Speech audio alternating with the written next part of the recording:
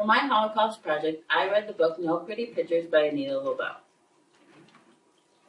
Anita Lobel was born in Krakow, Poland, where she lived with her mother, her father, her brother, and her nanny. Anita and her family were Jewish, and they lived 5 years in peace. Each year they celebrated Passover, which is celebrated with a Seder meal, no bread, and lots of wine. Passover was extremely special to Anita because it was her first year where she could finally spend time with the grown-ups at her first meal. When the Nazis came, they took china, rugs, anything that was of value. Anita's journey took her from her home in Krakow to Lappenau, back to Krakow, and then she went to Plaszow, Auschwitz, and then Ravensbrück, with a few stops in between at a convent and then a prison.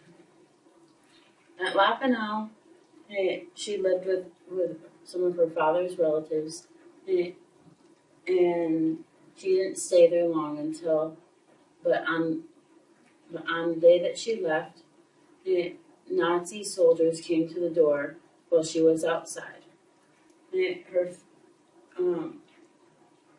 Her family then decided it was best for them to leave so they didn't get found out. In Krakow,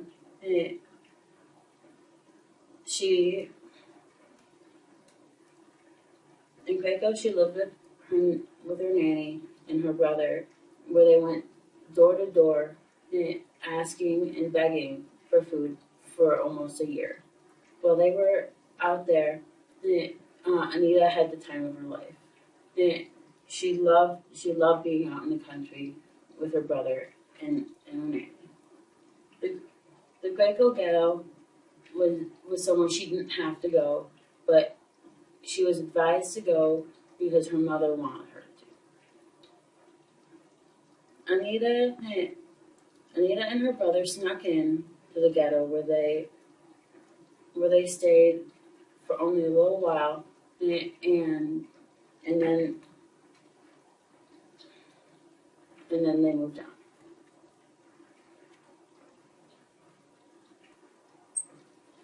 They thought it was best for them to go to the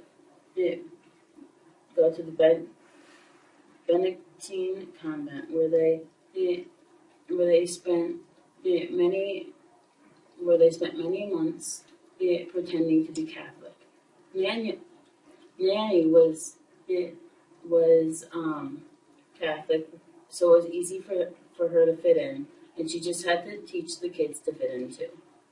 She claimed the kids as her own and told her brother to be, and Anita told her brother to be a girl. It was easier to say that he was a girl than to explain some other things, since he was Jewish. After they were at the Benedictine convent, on Christmas Day, they got captured by the Nazis who invaded the convent and took them away. They were separated from their nanny and taken to Plaszow. At Plaszow, they met their relatives who lived in the Krakow ghetto, and they were taken good care of.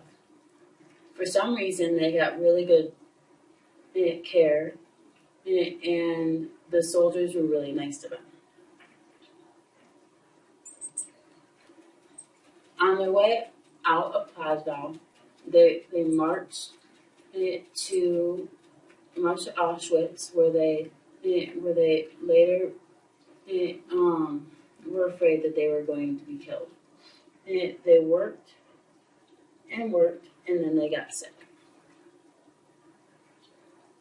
at this time they were infested with lice, and they could never get rid of it.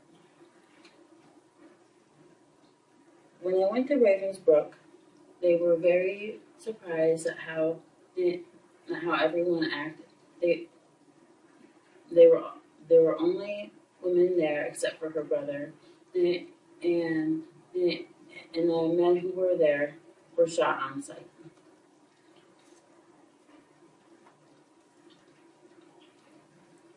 On the day of liberation, Anita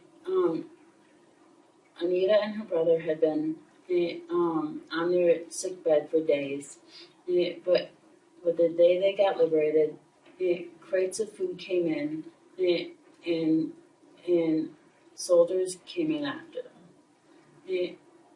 Once they were liberated, they went to Sweden, where they spent like 4 years getting better from their disease, which was tuberculosis. They stayed there, writing letters back home to their parents. It took them only a year to find out where their parents were. I connect this with Night because I really enjoy reading survivor stories. Survivors give you an aspect on life that you wouldn't get elsewhere. They don't just make it up. They give you information that you can apply elsewhere, and I just think it's good all around. And that's it.